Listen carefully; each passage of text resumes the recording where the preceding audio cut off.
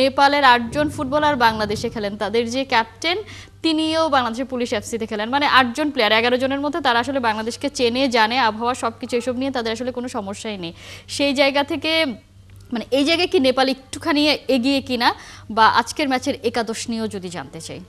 আমার কাছে মনে হয় যে এই জায়গায় নেপাল কিছুটা এগিয়ে থাকবে, কারণ কিছুটা এগিয়ে থাকা বলতে কি নেপাল সবসময় বাংলাদেশকে হোম গ্রাউন্ডের মতনই চিনে। হারি খারকা বাংলাদেশের প্রিমিয়ার লিগ, ওদের যে কোচ এখন বর্তমানে প্রচুর খেলেছেন বাংলাদেশের ঘরোয়া ফুটবলে। হারি খারকা খুবই পরিচিত একটা নাম, বাংলাদেশের অলমোস্ট বড় সব দলেই হারি খারকার খেলা। আমি আমার ছোটবেলায় হারি খারকাকে বাংলাদেশের মাঠে অনেক খেলতে দেখেছি।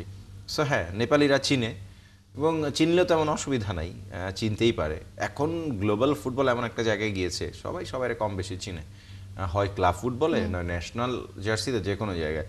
সো নেপালের কিছুটা অ্যাডভান্টেজ থাকবে বাংলাদেশের গ্রাউন্ড বলে যারা চেনে।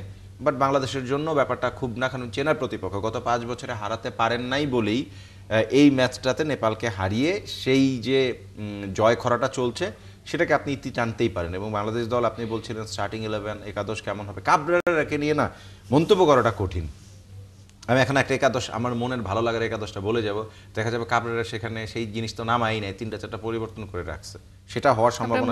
মনের একাদশটা একটু শুনি, মনের একাদশটা খুব নরমাল, যেটা যে 4-3-3 কম্বিনেশনে বাংলাদেশ দল খেলে নেপালের বিপক্ষেও 4-3-3 এরকম একটা কম্বিনেশন হওয়া উচিত। ব্যাকলাইনে আমরা জানি তারিক কাজীর সাথে তপু যদি ফিট থাকে, এবং জায়ান বেসিকলি আসলে একজন লেফট উইং ব্যাক, যেখানে জায়ানকে আমরা খেলাচ্ছি হচ্ছে লেফট উইঙ্গার হিসেবে।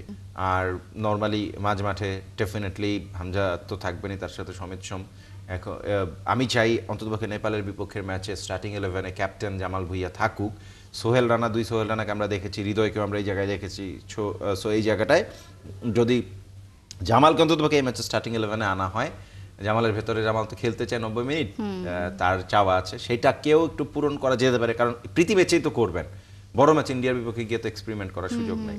আর খুব স্বাভাবিকভাবে ডান পাশে আমরা যেরকম দেখি রাকিবকে সামনে দেখি, রাকিব যদি রাইট উইঙ্গার হিসেবে খেলেন, তাকে নাম্বার 9 খেলানোর কোনোই প্রয়োজন নেই।